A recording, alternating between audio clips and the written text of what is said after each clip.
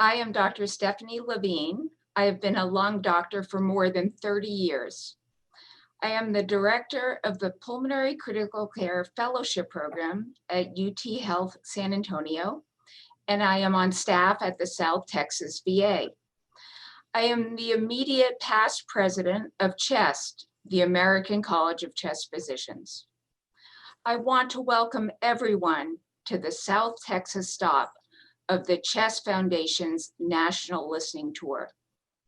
We are honored in South Texas to be part of a national search for a solution for lung health care access and equity. We started this process because we know that not everyone has equal access to healthcare. Not everyone with lung disease can get to the doctor or afford treatment. This work is important to me because although we have been aware of these inequities for years, the pandemic has brought them very visibly to the forefront, and action is needed. Today, we want to listen and learn. We have doctors, healthcare experts, and patients joining us. We also have community leaders and national leaders from the CHEST Foundation who have started this conversation for us and can help enact change. We are grateful for the part you are playing in this listening tour. Welcome to our journey. I will now pass it over to Carrie Clack of the San Antonio Express News, who will be our moderator for the conversation. Carrie? I'm honored to be in the presence of so many gifted and compassionate physicians who care not only about the patients they see, but about the people they don't see, the people who no doctors see because they don't have medical care. And these physicians who you will hear this evening are advocates for the unseen, for the underserved, and advocates for health equity, inclusion, and trust. And I'll start by introducing our other host. Dr. Harold Mello, MD in Methodist Healthcare, Texas IPS, and on the board of trustees of the CHEST Foundation. Dr. Salim Sarani, MD, MSc, is at the Corpus Christi Medical Center and a part of the CHEST Practice Operation Network and the CHEST Foundation champion.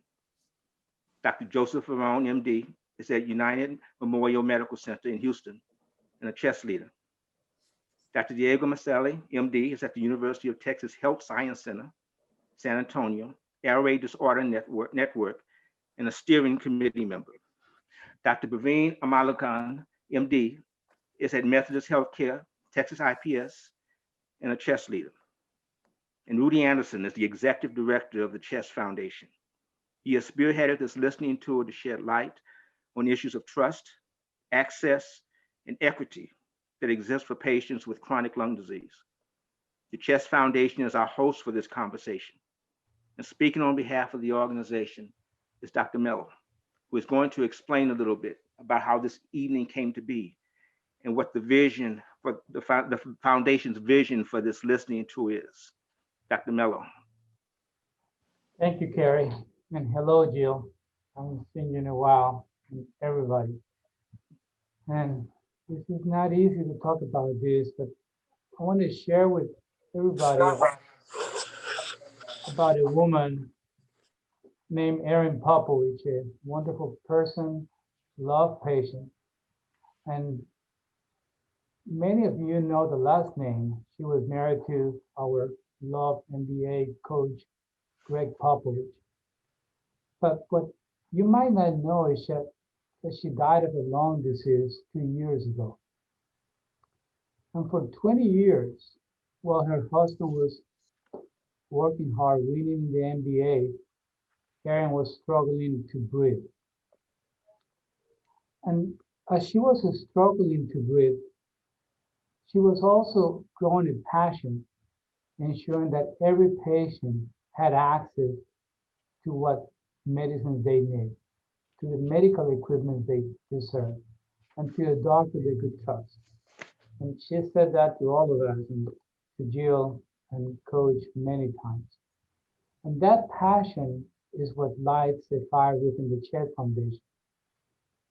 for us to continue the fight to ensure that this happens now in our lifetime.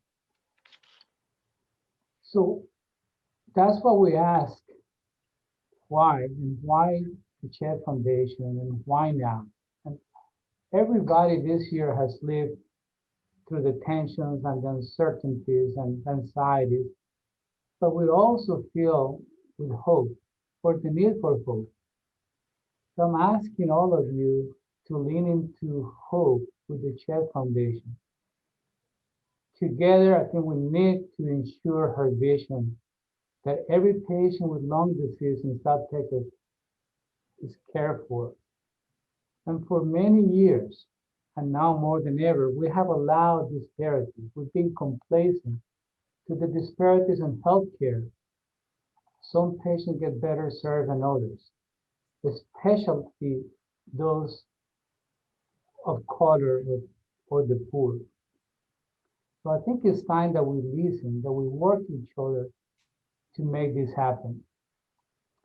With the CHED Foundation in the next few weeks, we're going to give you a report that shares the findings that we have from the learnings today. We'll launch an ambitious fund dedicated to ensure healthcare access and equity to become a reality for the patients in South Texas. The fund will directly be for patients in our region. And I think we need to learn from each other, from the patients and the experience that we're going to hear. But the main three things that we're here today for is, one, to build trust between the patients, the doctors, and the community. There's a loss in the trust in the healthcare. Second, to try to seek answers on what resources our community needs. And each community is different, although there's global problems. And the most important thing, to give a voice to those that need help. And we can hear their voices tonight. So with that, I want to pass it on to Dr. Surani, who will tell us the state of pulmonary health here in our area. Dr. Surani? Thank you, Dr. Miller. First of all, glad to be here. One of the key thing is that Dr. Miller touched very nicely on trust and healthcare disparity. As moderator Carrie mentioned, that I'm a clinician in Corpus Christi, and these are the patients I see every day. In my life, I've traveled extensively in the remotest part of the world. I've worked as a volunteer worker in the Himalaya mountains. I've worked in the African area. I've gone to Bangladesh. I've gone to Bali and Pakistan and several other countries. And I've seen the disparity every place I go there. But you know, when you come to the biggest and most developed country in the world, when you see that, it kind of very surprising. I know the firsthand the barriers, what they face. I believe that the physician cannot effectively take care of patients in a vacuum, which does not consider patients' real life barriers to good health, what their socioeconomic and cultural barriers are. And then again, lately, we see a lot of racism amplified barriers. So the disparity in healthcare is real. It occurs when there is an absence of health equity. But you know, if you look at it, even before the COVID epidemic came in, the Texas has a problem with lung health and access to healthcare. We had a challenges in getting the patient discharged from the hospital, go to the outpatient. Texas has the highest rate of uninsured people in the country and also has one of the lowest ratio of primary care physician to the population in this country. 11% of the people in San Antonio, Baxter County, and Houston, Harris County have been diagnosed with chronic lung disease. And this thing is not different anything in Corpus Christi. We have a refineries, we have a lung condition, we have a health issue, and we have a very high Hispanic population. Asthma rates are twice as high for Black children as Hispanic and white children. The low-income people in Texas, they're more than 2 times likely to suffer from COPD. Now, all those things we were seeing in the healthcare disparity, now the COVID-19 has put a new label and has amplified this differences so clearly. especially in the health data from the Texas Medical Society, it shows that if you're Hispanic or a Black patient on the Medicare, they were more likely to be hospitalized or die from COVID-19 infection than the white Medicare patients. This pieces of data feed into the same outcome, drastic disparity in access to healthcare, and to achieve good health. Our communities, and particularly those with socioeconomic barriers to good health, have been suffering. And this is a great chance that we are coming out, trying to talk about it, trying to explore what are the barriers, what are the challenges, how we can earn the trust, how we can demystify and break all those walls and try to come up with something which is a very good health, which we have seen the disparity even more during this crisis with this pandemic. I like to take time to listen, and also not only we want to listen, but to act very swiftly on what we learn with a targeted and community partner approach. With that, I'd like to pass it to Carrie. Thank you, Dr. Serrani, for clearly and starkly articulating the needs of our community. Now for the folks who deal with these issues every day, first I'd like to have Dr. Maselli introduce his patient, Orlando Rivera, who he has been treating for severe asthma. Dr. Maselli? Thank you, Carrie, and thank you everyone for joining us today. I would like to introduce my friend and patient, Mr. Orlando Rivera. We've had a long relationship for the past almost decade now, and he's been a patient of mine for that time, and I have been treating him for severe asthma. Mr. Rivera, thank you so much for joining us today. Thank you. My pleasure. Yes. Can you describe for us tonight briefly your health condition? Yes, I've had a very long history of lung disease. It's been not so clear exactly what I have been suffering from the first 20 years. Spent most of my time in New York City without insurance. And so had a hard time, had to utilize the emergency rooms in the hospitals in New York in order to provide medical care. It wasn't until I came here that my condition was more clearly identified and treated more properly, I think. Great. And then, so what happened when you came to San Antonio? How did you and I meet? And tell us a little bit about that part. Okay, so when I first came to San Antonio, we were looking for healthcare. I had Medicare, but as you probably know, Medicare leaves quite a donut hole for a lot of patients. And so I heard about the University Health System. I went and I applied, and that's where I met you. And since then, well, we have become friends, and you have really been a tremendous blessing in our lives, and I'm very grateful for that. You've helped me to get on a medication, Xolair, which has been the saving grace of my life. My entire family will tell you. Good. That's great.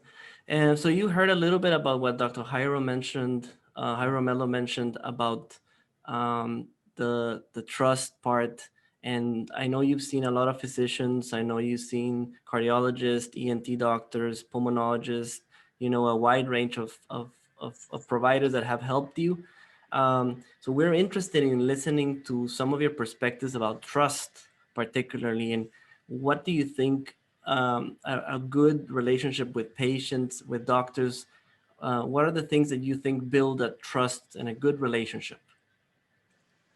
Okay, so I think trust has to be built based on performance, consistency, empathy, listening to the patient, and not being so concerned about making copays, paying bills that perhaps I can't afford to pay. And to be frank, I don't know if I was ever asked, hey, can you afford this healthcare? Can you afford this visit? Mm-hmm. It has been, I think, assumed, and many times to our hurt, because we have had to make decisions based on our financial limitations, medications that I couldn't take because I couldn't afford them. And so trust, I think, for me, has to be built on the consistency of a caring clinician who takes the time to listen and respond accordingly, and treats his patient with respect. Yes, I agree. I agree. I think those are fantastic comments. I think you and I communicate quite frequently over the phone and in clinic, I think, and so Yes, with your wife as well. yes. I know that we're trying to stay on the positive side, obviously, of things, but what do you think things have, noticed that you have failed you, besides what you mentioned about the financial things? I know we worked on your grants and your things to support you, but what other things do you think have been missing in your care? I've needed an allergist for some time.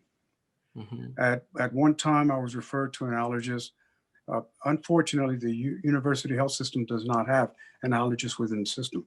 I Mhm. was referred to one particular allergist, and when I came to him, I explained my situation, including financial limitations.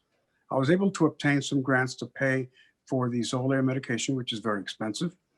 Well, the copays, because the 20% that Medicare doesn't pay is like $2,800 a month, something to that effect.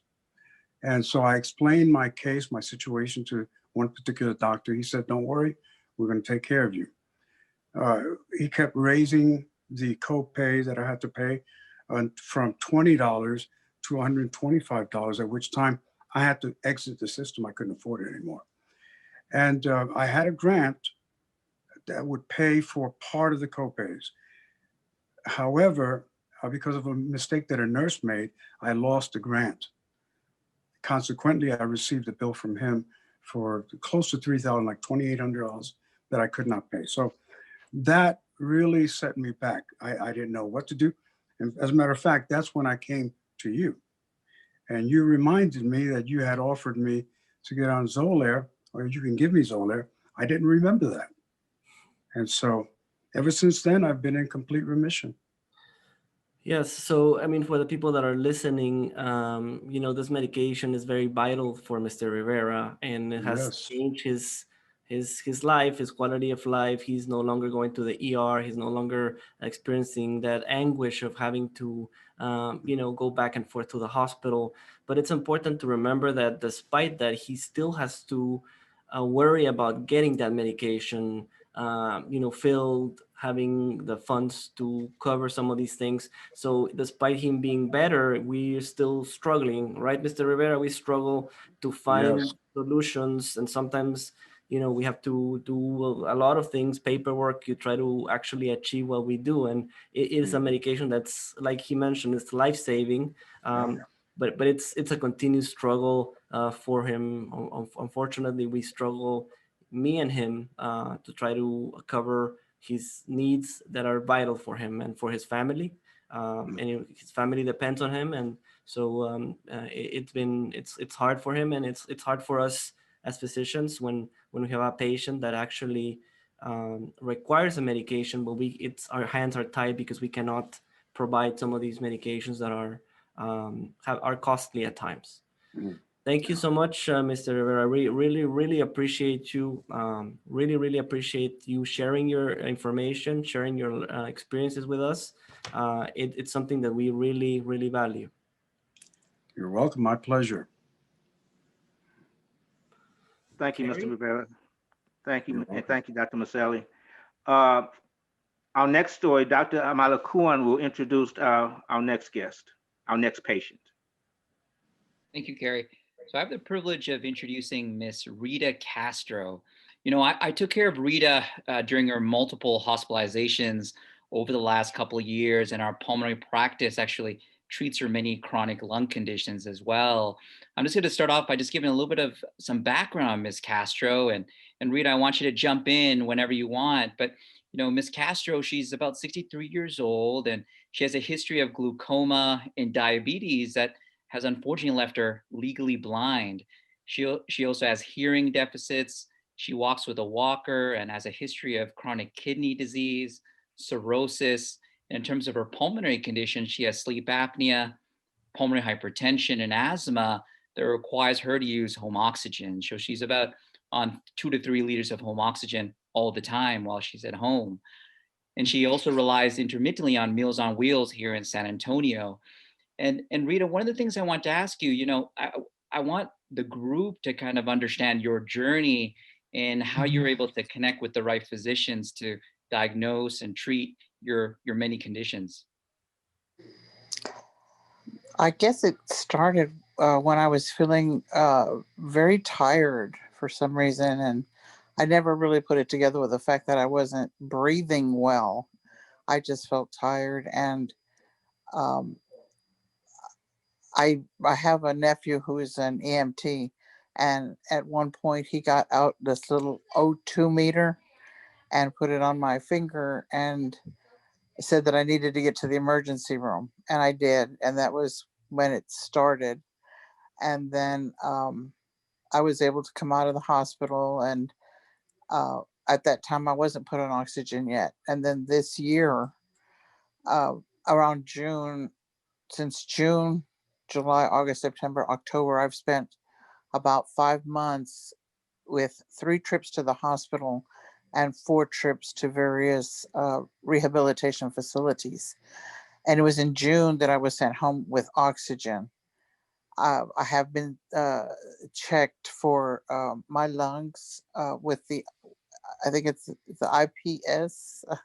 I'm not sure what they're called, but they do, like the 6-minute walk. And I didn't think I'd be able to do it because I think it had been building up over years. Uh, when I was working, and I retired, but when I was working, it was difficult for me to get from the car to the building. And I was huffing and puffing, and my coworkers were like, something's wrong, and it had gotten to where I could probably only get like about 50 steps.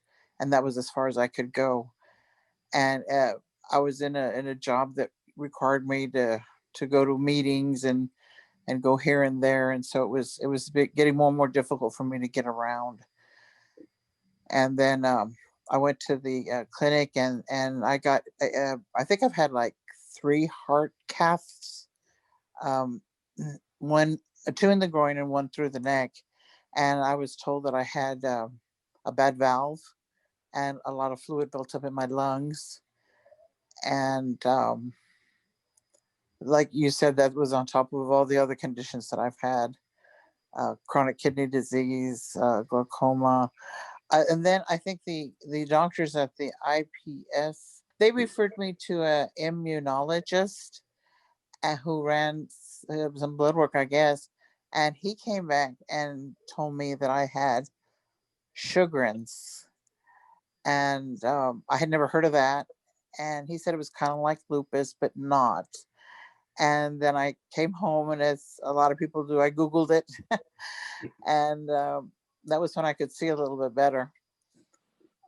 I saw that there were symptoms all over the place, and yet when I put them all together, it appeared to be several different diseases, but it did turn out that every one of those symptoms was listed under Sjogren's.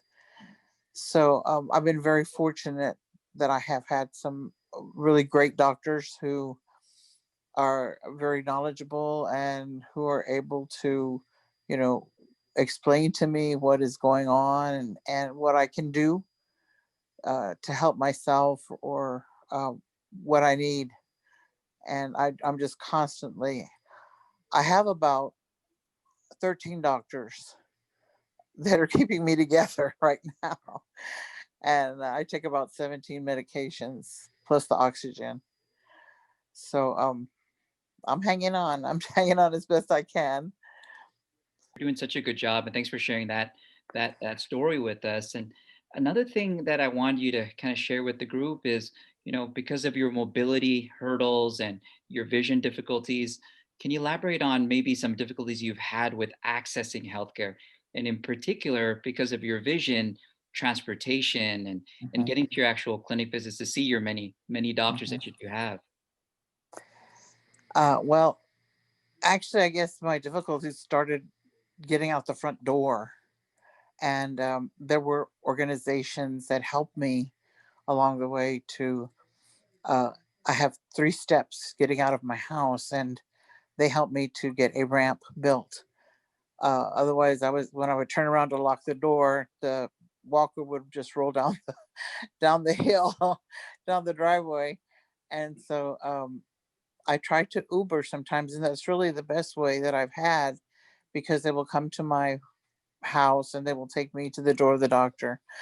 I avail myself of a program here in San Antonio with our Metropolitan Transit, where I can call and schedule a van to come and pick me up and take me to the doctor's building.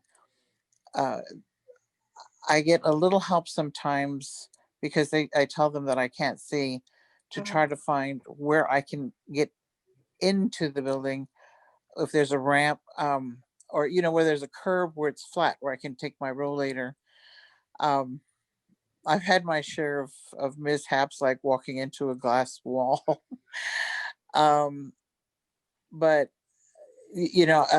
and then trying to maneuver the doors with the walker, and they're not all automatic. And then when I'm in the building, I can have trouble knowing where do I go, and so I have to kind of wait for somebody to come by and say, I'm looking for this, or I'm looking for that, and then they'll say, oh, you see that that hallway, go a little bit past that hallway on the right there. You see that sign? And I'm like, no, I don't see that sign. I can't. I'm legally blind. And then people are usually very, very helpful to help to get me to where I need to go. And then when I get into an elevator, I don't know where the buttons are. I have not learned Braille, and yet, and so all I see is a panel, and it's difficult to. I think people think you can see when you can't, because I don't have the cane, the walking stick that blind people use. I use my walker to find curbs and put that ahead of me to try to maneuver through places. And so sometimes I wish I had seen a shirt one time that said, I'm blind, but I can see. It's complicated. And I wish I could find that shirt in my size and wear that, so that, sometimes I feel like I wish I had a sign that said, I need help. And then a lot of times I'll go up to the front desk to check in, and whether it's the hospital or the doctor's office, and they'll say, here, can you fill out this paperwork? And I'll say, no, I can't. I can't see. And I have had one experience where the staff was very busy, and she said, well, did somebody bring you? Can they come in and fill this out for you? We're very busy and we don't have time to do this for you. And I had to call my family that had dropped me off to come back and help me fill out the paperwork I needed for that particular instance. But most of the time, the people are very understanding, and they'll go ahead and take their time and work with me very slowly. But I think in general, a lot of people, a lot of other patients, I feel like people are in a hurry. They can move fast, and I guess they think you can move fast too.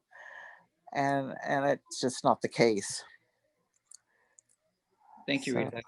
That was very enlightening. And I think for the group, and as a healthcare community, one of the things I think we don't do a good job at is removing some of the hurdles with, for people with vision difficulties, people with hearing difficulties, people with mobility issues. And we obviously need to work on those things. But, Rita, you eloquently talked about some of the difficulties you've had with accessing healthcare.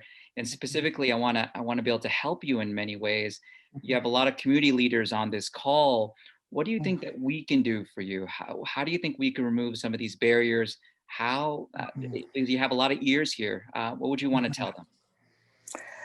well, I have a 13-year-old granddaughter, and and my son lives with me. He's a school teacher, so he usually leaves at 7 in the morning and gets back about 7 or 8 o'clock at night. and I challenged my granddaughter to close her eyes and go to the bathroom, uh, and see, do you hit the wall? I mean, what do you what experience do you have? And I think uh, I used to work at a community college in San Antonio, and they offered programs in nursing and respiratory therapy and a number of other medical programs. And they would have their students get in a wheelchair and go and see what it was like to try to maneuver. Um, are you able to do it? Are you able to move from a wheelchair to the restroom? Or, you know, are you having a difficulty with that? And what is that difficulty? Um, myself have missed not having some devices. There are a couple organizations that have helped me tremendously in being able to help me monitor my blood pressure, my blood sugar. The machine that I have is not the best. I tried to explain that to a nurse that visited the house one time. I said, I can get the machine, I can load the little, I think they're called lancets, and I can prick my finger, but I don't know where the blood is. I can't see if enough blood has come out to be able to put on the test strip and not get that, blood sample is not enough because I can't see. And so they're the little things. There's a million little things that make a difference. The first time I noticed I was having trouble with my vision, um, I was in a hospital and I got served breakfast, and there was a cup of coffee, and I saw a packet and I thought it was sugar. So I opened it and poured it into the cup, and it turned out to be a packet of bouillon chicken. It was the weirdest cup of coffee I'd ever had. And then at another time, I was in a nursing home and I got served breakfast, and I was cutting a pancake, and I thought, boy, this pancake's a little tough. And I don't recall if I actually took a bite before I realized that there was a clear cellophane wrapper on the plate. Um, and a lot of times in the rehabilitation centers, they would come and bring me the meal and leave. And if I could catch them, I'd say, could you tell me what's on the plate? And sometimes they'll say, well, there's white rice and there's a chicken breast. But if you put those two lightly colored things on a white plate, it's a very challenging meal that you have set in front of me, because I can't see how to cut the chicken. And by this time, the person has gone on, and I know they're very busy. I know they are. But I miss mostly a computer. I have enlarged it. I haven't quite gotten some of those software things, but it's like at the top, I cannot see the little tabs or where you would type in a URL address.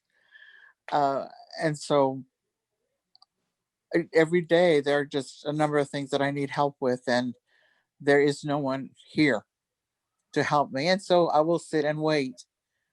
I've got to have the patience of Job to sit and wait until I can either figure a way to get things done, or till somebody can come and help me. And I think that's the hard part, is not having a provider. I hear people have them, but I don't have one. And I cannot cook anymore. I can't tell if an egg is cooked or half raw. I tried little tricks like putting my hand on the edge of a glass to see how full it is. Um, and I'm learning. I'm still learning. I'm still learning to live with this. And I have had 4 cornea transplants, and on my left eye, the doctor has said that he will not be able to do any more because of scar tissue. And I had another doctor that had pretty much written me off several years ago, saying, you will never ever be able to see anything better than the letter E on the eye chart. And then I went to another doctor and have been getting injections and have had surgeries and have had my vision restored several times. But I know it's inevitable that eventually and at some point there will be no coming back from it. And so I feel my world is getting, I'm sorry, I feel my world is getting smaller and darker. I guess that's, pretty much it. Thank you, Rita. That was very moving, and I think for a lot of us, all the difficulties you face, we take for granted, right? We don't have to deal with these things, and you sharing the story to the group and to us allows us to think from a different perspective and allows us to come up with solutions slowly to try to help you and other people like yourself. This is just the first step, and we have a lot to talk about, a lot to work on. But I think with all the people on this call, I think creating action plans and coming up with actual deliverable things to help you and people like yourself, I think is our next step. So thank you, Rita. Thank you very much. Thank you. Terry, I can turn it back to you if you'd like to kind of field the group and have an open discussion. Thank you both very much. Thank you for the stories, and Lord, that's why we're here. And we will go into a broader discussion now with everyone. And actually, Baveen, I want to start with you. Many of us know your background, how you became a doctor. Could you share with us how your background allows you to connect with patients like Rita, who are having trouble accessing healthcare? Sure. So I'm from a minority community as well. I was born in a country that many of you may know. It's called Sri Lanka, an island just underneath India. And back in the 1970s and 80s, there was a big civil war, and it gripped the country for an extremely long time. And it resulted in a huge diaspora that went all over the world. I mean, people went to Sweden, Norway, and obviously North America. And there's a sizable population here in the United States dispersed, but the largest diaspora went to Toronto, Canada, where I actually grew up. So I'm Canadian, and obviously I'm American by heart, and being an immigrant is part of who I am and part of my identity. And people who know me well, I speak about it very frequently. And even though, I don't speak with an accent, it's still part of who I am. And people are surprised when they hear that. But I grew up in Toronto and with parents whose first language was not English, and they had hurdles accessing healthcare in that because they didn't have a strong command of the English language, communicating with doctors and telling them how they felt, it really was difficult for them. And going to physician visits with them and interpreting sometimes for them and speaking on their behalf, we were able to get more adequate healthcare. But I was able to see if somebody wasn't able to interpret and if they weren't able to communicate adequately to their doctor, how do you even know what's wrong? How do you know that they have headaches, that they have blurry vision and things like that? And trying to get a good history is difficult. So a lot of things that we take for granted were there, even in those minority communities in Toronto. Canada has universal health care, but really what it does is it covers clinic visits, right? So it's not out of pocket. You get a health card and you swipe it, and everything gets taken care of, but medications are not. So a lot of people in my community, a lot of friends couldn't afford their medications. So that's always been a hurdle as well. But seeing this growing up since I was 2 years old, it allowed me to kind of have that insight. So when I ultimately became a physician, I moved to the United States for training, and it provided me and gave me that insight, and for that reason I had that empathy, and I could identify with a lot of the minorities here in San Antonio, especially the Hispanic population here. in San Antonio. If you take what the COVID-19 pandemic has done here in San Antonio, it's a huge disparity, right? Huge numbers of Hispanics that have been admitted in the ICU. If you take one of the many ICUs that I rotate at, I would say 80% are Hispanic. I would say 80% on the ventilator. And we see those quotes where Hispanics are 18% of the U.S. population, but they're actually more than 1/3 of the COVID-19 cases and more than 25% of the deaths. It's remarkable, right? And it definitely hits these minority communities much more than others. So Well, let's go with that. Again, I'll start with you, Bhavin, and we'll go to the other physicians. How has the onslaught, the influx of COVID-19 patients affected your other patients, the patients who you treat who don't have COVID-19? What's that been like? So maybe I'll start off and I'll just kind of give you a picture of the last 8 to 10 months. So we started this journey in mid-February, taking care of the unfortunate Wuhan evacuees that landed here in San Antonio. We had the privilege of taking care of them and learning from them actually before the community spread happened. And they were Asian Americans, they were minorities, and they obviously had language barriers as well. And seeing their fear and their distrust was very eye-opening. But when it spread to the community and obviously to the other minority communities, we could see that in definitely the other minorities like the African Americans and Hispanics in our community as well. So it's been very enlightening actually, and obviously the volume has been very exhausting emotionally, psychologically and physically. But I'd like to hear everyone else's thoughts as well. Yeah, I will say, just to echo what Raveen has said, it's been a tough journey. And I think, myself, I'm from Guatemala, so also minority Hispanic. The language that Barry, that Raveen mentioned it's something very, very important that we sometimes take for granted. I think I speak Spanish very fluently, hablo español muy bien. So sometimes that's very comforting, but as you know, a lot of providers don't speak Spanish. And during this COVID pandemic, and we were discussing this with Dr. Mello, people wear masks, wear a lot of gear, and on top of it, they don't speak your language. So it's just communication, and during a time where there's a lot of uncertainty for the families, for the patients, for the providers, and this communication, it's really not ideal. And I know we talk about the trust. How can you trust your provider? How can you trust what's going on if you cannot even communicate and understand what's happening with your health because you don't understand the language? So I think what Praveen touched was very important. This communication, some of these barriers are so difficult sometimes that it's impossible almost to build that trust that's so important for our patients.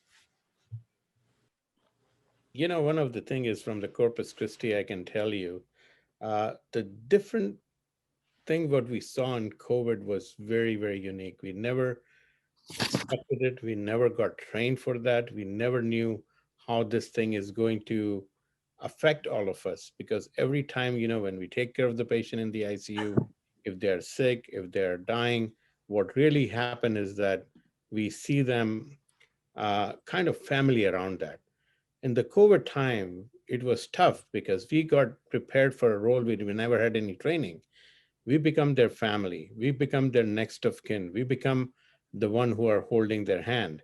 And a lot of the patients were not doing good. And that was, as a part of physician, was the toughest thing. And then you are trying to convey this thing to the family. And when family is on the phone or they're on the iPad and they're trying to deal with their loved one, and you are trying to be in middle, trying to do the job, that is not medicine, but that's empathy, compassion, care, and something, which was so unique that it was very heartbreaking. We saw people dying in our hands, and we saw patients' family not able to attend. So I think, one of the biggest thing is when we look at the disparity, I think as Dr. Brevin mentioned that, Hispanic forms 18% of the population, but when you look in the hospital and ICUs, our hospital and ICUs are pretty much full with the Hispanic populations. And again, South Texas is diabetic capital of the world. We have a lot of disease, and as Rita mentioned, the vision is a problem. My dad saves the same thing. My dad has lost both eye vision, and he has a 4 transplant done on his cornea. He has numerous surgeries in his eye, and then we struggle to get like 10% vision back. So we feel your pain. So this is Jay. I want to just comment something that Salim said, which I think is so important, and also see one of the things we've seen, which is a change from what we saw in the past. I guess the first is the pain of not just the family, but the physician when we see people that are dying in the ICU and the desire to allow them the comfort of their family to be with them, and the stress that creates in both the patient, the physician, the nurses, as well as the family. I think one of the other things we saw with the COVID epidemic was really that there was this tremendous fear by many people with chronic diseases. They were afraid to come to the hospital because they were afraid that sitting in the emergency room, the entry to the hospital, was a major risk. And so recently we've seen many people who really needed to be coming to the hospital much earlier, but because of the fear, they actually stayed at home and became sicker and sicker. Just a couple days ago, one of my partners, Dr. Anzueto, had a patient with chronic neuromuscular disease and was up in the ICU and checked herself out because on that ICU, there was both COVID patients and non-COVID patients. There were no way to completely separate them. And so signed out against medical advice for fear that if she got exposed to a patient or a nurse, she might not survive. So I really want to, if possible, turn back and ask really Rita and Orlando a question, because something each of you said really created a sense of understanding in me. I guess for Rita, I can tell you that my wife also has Sjogren's syndrome. And so I empathize with people who have chronic diseases, be it a chronic lung disease and shortness of breath, or Sjogren's, where you're required to see many patients. But both of y'all mentioned that you had seen physicians that maybe didn't give the optimal treatment, and many patients probably would have given up. They would have probably said, if the doctor said I can't see, I'm just going to accept that and not go forward. And I know that Orlando said that when he was in the Northeast, that they struggled to try to find out exactly what it was that he was suffering from. So I wonder if y'all can share, the two of y'all can share with us and with patients out there, kind of what do you suggest when you're not getting better and a new relationship with the physician? I think it's very important that many patients just give up and don't seek other advice. And I'd also like to ask you, what other sources besides physicians have you found useful in terms of resources that you can share with other patients and obtaining the care that's allowed you to keep the quality of life that y'all have right now?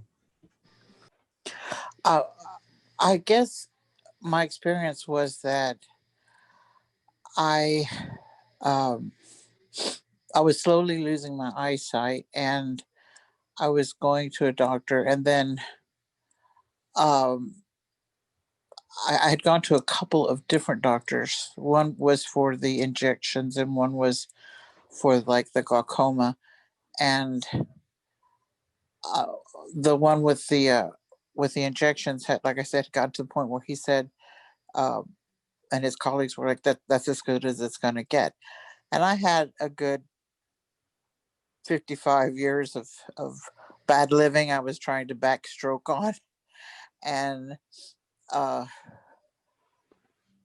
was fortunate, as I mentioned earlier, I worked in a community college where they had programs, health programs, and they started an eye program, a vision program. And one day at lunch, I saw one of the faculty that was teaching in the vision course, and I was with a coworker, and we asked, she asked for me.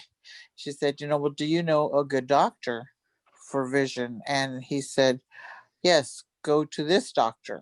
And so I thought, well, the other one has pretty much gone as far as they feel like they can go and or want to go. And so I did take the advice, and I took the initiative, and I went. And that doctor has been one of the best. Uh, he's he always does a completely thorough examination every month. I go in for my injections, and he tried to get me signed up to a study or get grant money to pay for one of the injections. Was like $500, I think, for the injection. And somehow or another, I mean, I don't know, the only way I can think of it, saying it is serendipity, or I've just been blessed with good fortune through all of it. And then when I had to deal with the cataracts and the cornea transplants, I asked him if he knew of a doctor who did that type of a medicine, practice that medicine, and he gave me the name of someone. And when I went to that doctor and got that work done, I asked him if he could recommend a doctor for glaucoma, and I went to that doctor. And those three doctors continue to monitor my vision, my eye pressures. I kind of like lucked onto a very good doctor, a great doctor that was able, and I just felt like good doctors will recommend good doctors. And they have, and they've been awesome. They've been great. I don't know if that answered the question. You really answered the question quite well. And Uh-huh. I think you were so fortunate that you were in a community college where they had support. And I think Mhm. that this group is really trying to do is Mhm. try to reach out to people that aren't quite so fortunate, to Yes. help find the right physicians, to find Yes. the support they need. And Yes. that, I think, again, is really the main thrust of this project, is Yeah. to take But, yeah. to other people in the community what you might have gotten through the community college. Oh, yes. And then when I was working, the Texas workforce helped me with various devices and tricks and things that they showed me how I could make things work. And then there's a department for elderly and disabled, I believe, in Texas. And then there are other organizations like San Antonio Independent Living. They helped me to get the ramp. I do have a sister who is not as fortunate as I was. She cannot afford her medication, and yeah, she just suffers a lot. And as far as some doctors, I think it's important for people to uh, really think about the doctors that they're going to, and sometimes it's hard to know. Um, I just have an inquisitive mind, and I Google everything, and I try to teach myself. I appreciate doctors that help me with patient education. It was something that I heard about 20 years ago, um, and being taught and hearing what I can do when I go to the doctor. Have a list of things that you want to address. All those tips and all that education, I think, have been really great and have helped me and served me well as I go through this journey. Thank you for sharing that. I'd like Thank to you. introduce someone, Mary Gar. If you could kind of speak on some of the services that you can offer and some of the insights that you have based on your experience, and maybe provide some help to Rita. Mary. Thank you. First off, I would say I know it's such a challenge for our physician and provider community who want to do the best that they can for their patients, but oftentimes they're very busy on one level, but on the other hand, they don't always know what community resources are out there to help. And oftentimes they're so busy as well that they don't have the time or the means to really find out what are the needs of the patient beyond the medical needs. And I actually gave a presentation last year to one physician group on helping to understand patient needs tied to, the barriers in their lives, social determinants of health or the trauma that they've gone through.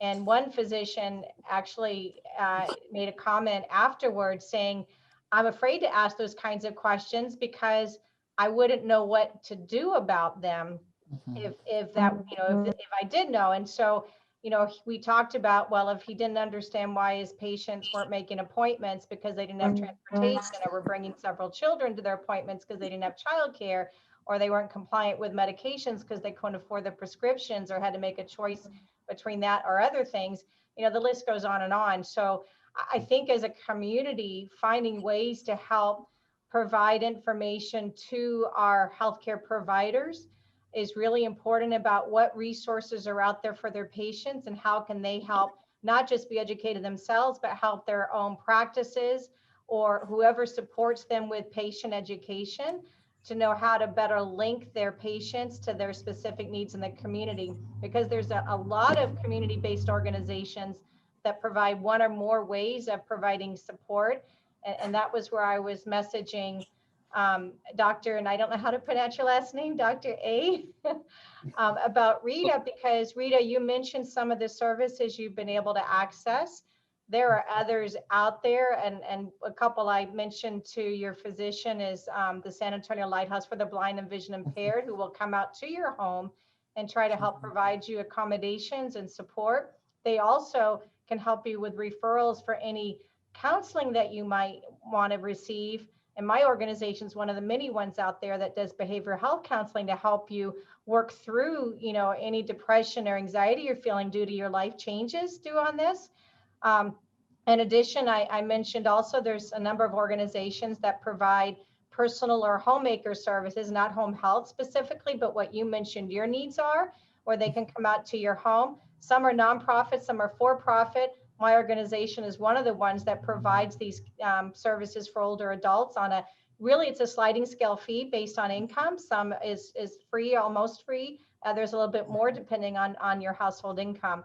So those are just a couple out there in terms of things that you reference, but it's really a community-wide challenge of how do we link healthcare system to services in the community to meet those needs of the patients that really tied to helping them improve that quality of life and the ability to ensure the patients are supported in their healthcare needs and remain compliant, et cetera.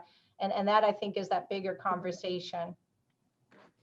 So Mary, how do we create a clearinghouse, some way that patients would know there's a single source in their region to find out what's actually available?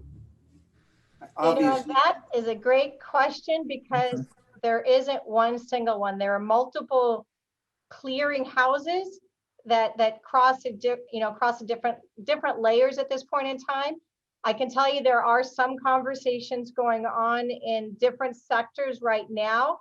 And one of the conversation groups that I'm a part of is working to try to bring together a consortium that can start consolidate that. But some of the existing ones out there, ACOG, has some support services. United Way has some support services. They're 211. But the housing services, but even those are out there distributed in different ways. The healthcare, as you know, is very, very, I don't want to say fractured, but there's multiple components to it. There's not a single clearinghouse at this point in time. So it's trying to bring that together. And I see the San Diego one is mentioned in there, absolutely, North Carolina. So we are working as a team, and I see Jennifer's on the line.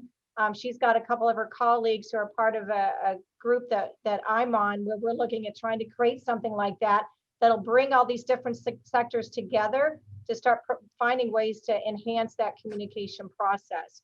But we need everybody involved and committed to that, to be able to make that happen, because our community is so large here and there's so many different players involved and so many different subcommittee or communities involved in our bigger community of San Antonio. I just wanted, hi, it's Rudy. I wanted to jump in there because that was a really good point. Some of the things that we've been hearing, and I think maybe this helps in that conversation is, and I know I'm guilty of it all the time, is sometimes we will talk about our own community in different ways that puts too much of a gap, right? We will say the Black community or the Hispanic community rather than saying our community, just because, for example, right, most of my descent is not Hispanic. It's still my community, right? It's still our community. I think the more we can take ownership and talk about, right, the fact that part of our community suffers, that should mean all of us are suffering. And right, and until we can talk about that and fixing those pieces, that's going to continue to happen. And unfortunately, right, to point about your services, those services are needing to exist because we have parts of our community that are suffering. And I think that's also needs to be part of the conversation is, let's make sure we say, this is our community and what are the pieces that we can do to make sure that, right, when one of us suffers, all of us are suffering. And when we can bring all of us up, we're uplifting so many others. Rudy, can I ask you what, I mean, we know why there are inequities. I mean, we know the ratio and some of it's because, like, as you said, we always look at it as different communities. But from your vantage point, what is right now the greatest obstacle to addressing these inequities? It's always going to go back to the trust, right? You've heard many of the statements, trust is earned in drips and lost in buckets. It's the same thing, right? We're lucky enough to have amazing clinicians who are so, as you had pointed out earlier, compassionate and very passionate about what they do, who they serve, and what the community means to them.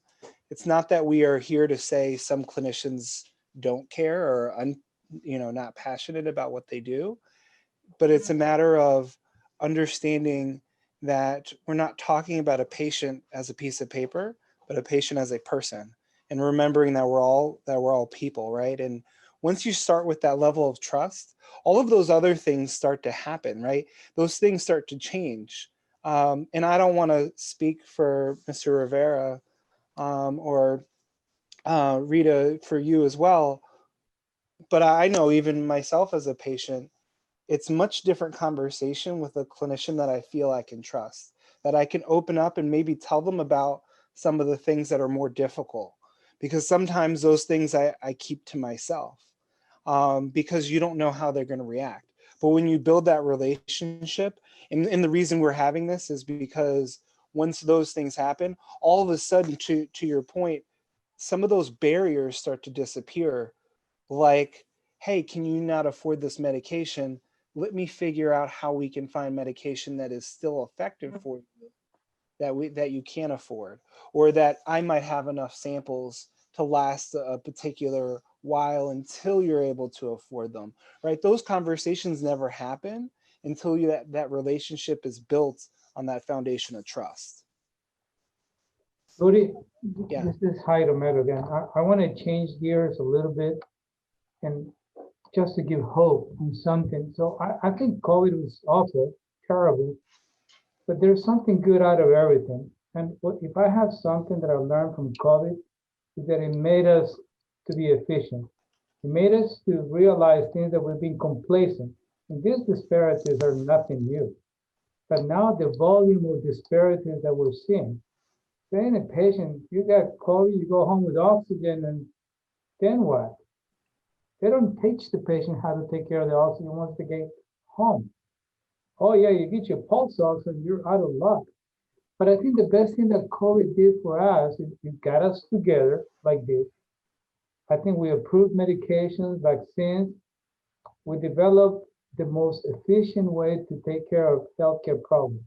So I think if we keep this energy, I mean, healthcare disparities became more transparent and visible with COVID. So to me, that's one of the few things that COVID has done. It flourished the weaknesses and people are making changes faster. So I just want to, and I talked in the past with Jill, and we need to just take the opportunity of COVID to trampoline, to jump into, guys, those changes. I cannot imagine how Rita adjusts her oxygen level. She cannot even see the pulse oximeter to see her oxygen reading. And now we have 20 years old people going home on oxygen. So the COVID needs to be an opportunity to jump into these disparities are nothing but exponentially bigger now. I think we need to be more efficient, and that's my quote. COVID can make us more efficient in healthcare. I was just going to make the point, and I just had this conversation recently, and I'm glad we are talking about it. The silver lining of COVID, lung disease is nothing new, but it's also something that we don't like to talk about because it's somehow not sexy. I would say we have figured out how to pace your heart, right, with a little device, but we're not capable of figuring out how to pace someone's oxygen when they need it, so that someone like Rita doesn't have to figure out how much oxygen she needs. I mean, honestly, like let's think about that just in real terms. We've figured out how to make your heart pace at a particular level where you don't have to do anything, but we have not figured out a way to regulate oxygen for someone like Rita. That's where we are with lung disease, and that's a little infuriating. And sorry, I'm getting a little emotional. Just it's something that when you see that, it's heartbreaking. I mean, telemedicine itself is a disparity. You need to have a good phone to have telemedicine. Not everybody has an iPad or a laptop. So telemedicine is fantastic with COVID, but you need a phone. And if you have a flip phone, there's no telemedicine. So I think this is again, look at all the disparities in COVID and jump from that. And we develop a lot of things in 8 months. We can get this foundation involved with all the leaders here. I think this will be my last question before turning it back to Rudy. But in talking about trust and COVID, this is the week that the vaccine came out. What challenges do you face? Do you think you have in convincing your patients or others, specifically? And it does break down the communities, people in the Black and Latino communities, to trust you, to trust the vaccine, and to take it. How much of that mistrust barrier will stand in the way of people getting vaccinated? Anyone can start. I think the trust is the key thing, as Gary you mentioned. If the patients see their physician taking it and they're rolling their sleeves up and they have no doubt or ambiguity in their mind about taking the vaccine, I think they will go for it. Most of my patients, I think my phone is getting off the hook for the last 2 days. Doc, should we take the vaccine? Are you taking it? And if that trust you have it, I don't think so there should be a challenge. But you're right that a lot of the time, a lot of the patients have not built that relation and trust. That can be a challenging. But all the physicians, healthcare community, leaders, everyone get together, they roll up their sleeves, and they get in line. I think, we can get it done. I agree with Salim. I think trust, setting an example, and education in the areas what is making someone not trust in this case, and educating what we know to share with the patient. I echo what has been said. I think seeing your mentors, your professors, your leaders, builds a lot of trust. and showing and leading by example. Patients have a lot of questions, family members have a lot of questions, other physicians have a lot of questions. But by educating and looking at the data and the safety of the vaccine, there's always going to be questions. But by leading, for example, by example, I think we're going to get the job done. We need to show people that we care. Patients think that we didn't care about them, and that was a lack of trust. We care about Rita, we care about Orlando, and that's what we hear. So if we show people that we care, then they will trust us. So it comes with, like we're saying. So yes, we need to communicate the vaccine is used. Just get the right to choose which arm you want to get it on. And I think in this world where social media is so powerful, one thing I noticed on social media recently was the university health system flooding. I mean, flooding all, Instagram and Facebook with pictures of them getting the vaccine already. Hugely impactful, hugely valuable. I think if we all do that, I think it'll be one step closer to having more compliance with especially minority communities taking the vaccine and everyone in general. So I don't think we should underestimate this modern world and really how this modern world has changed, and social media has driven a lot of it. So I think kudos to the university healthcare system for doing that, and we'll definitely follow suit as well. I think we have to really look at how long it took us to actually get people in our communities and across the country to even wear a mask. And so besides trust, I really think what Stephanie said, Dr. Levine, in terms of how we impact the education, that if a young person in their 20s or 30s or even in their early teens don't end up getting vaccinated, or late teens don't end up getting vaccinated, the chances, just like not wearing a mask, they may transmit it to their grandparents or their elderly parents.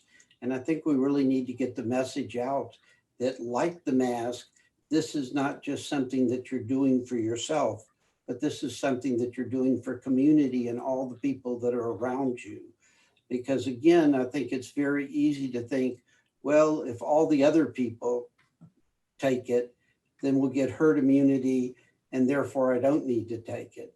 I think it's going to be a leap greater to get people to take the vaccine than just putting masks on. But I think we've learned from how we've gotten almost the entire South Texas community, for sure in San Antonio, wearing masks has made an impact in our community. And I think as physicians, we really need to work with the city and with all the organizations to try to educate and make sure people really understand how important it is that we get mass vaccinations for the community and not just for ourselves.